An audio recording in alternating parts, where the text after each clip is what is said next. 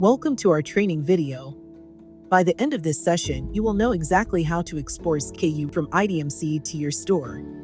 For a seamless experience, let's get started. Once you've logged into your IDMC dashboard, look towards the left side and find the Export section. When you click on Export, you will see an option for Store. Go ahead and select Store. After you select Store, a new window will appear, prompting you to select the SKU rule.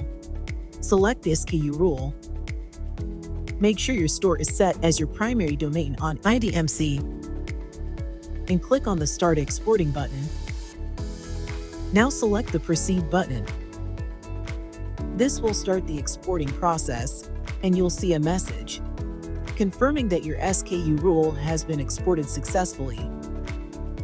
Take a moment to view your products on your store to confirm that everything has been exported successfully.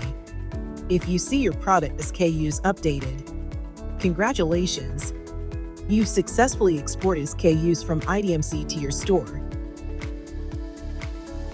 If you need any help, please reach out to our support team, who will be happy to assist you.